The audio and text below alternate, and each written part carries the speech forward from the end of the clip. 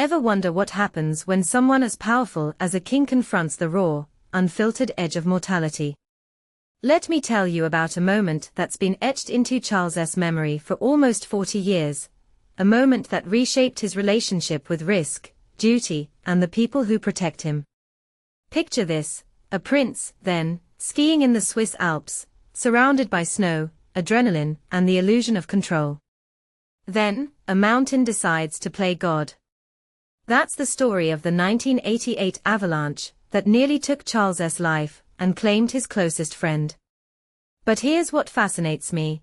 How does a man who's spent decades navigating the gilded halls of power process such a visceral, life-altering trauma? It's not just a story about an avalanche, it's a window into the human side of royalty, where even the most insulated figures can be undone by nature's indifference. Now, let's unpack this. Charles wasn't just skiing for fun, he was in Klosters, a place he'd returned to repeatedly, almost like a pilgrimage. The town even named 2 chairlifts after him. That's not just a quirky detail, it's a testament to how deeply he's woven into the fabric of that community. But then, in 1988, that same community became a site of unimaginable loss. Hugh Lindsay, his equerry, died in that avalanche.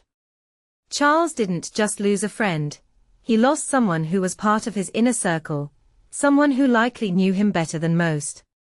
What makes this really interesting is how he's carried that memory forward. Years later, when he met the Assynt Mountain Rescue Team, he didn't just recount the event, he framed it as a lesson, a reminder of the fragility of life. It's almost like he's using that trauma as a bridge to connect with people who risk their lives daily. But why? Is it guilt? Gratitude? Or maybe a way to humanize himself in a world that often sees him as untouchable? Here's something that's easy to overlook. The avalanche wasn't just a personal tragedy, it was a public relations nightmare. The incident was dramatized in The Crown, but Lindsay's widow reportedly objected. That's wild. It raises a deeper question. How much of our understanding of royal history is filtered through fiction? And what does it say about the monarchy's relationship with truth when a private tragedy becomes a public spectacle? Plus, think about the symbolism. Charles, who's often criticized for being out of touch, is now the patron of mountain rescue teams. Is this a genuine commitment? Or is it a calculated move to rehabilitate his image? I mean, if you take a step back, it's almost poetic.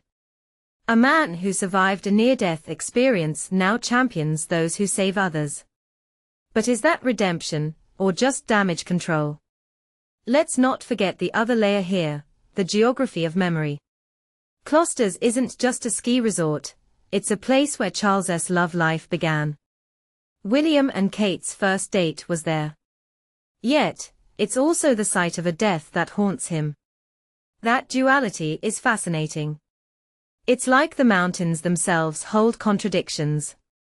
They are beautiful, dangerous, and indifferent. And Charles, who spent his life balancing tradition and modernity, is now caught in that same paradox.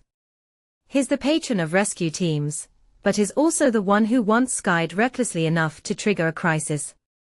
It's a reminder that no one is immune to error, not even kings. But what's even more intriguing is how he's chosen to frame this story. By sharing it publicly, he's not just honoring Lindsay, he's inviting us to see him as a man, not just a monarch.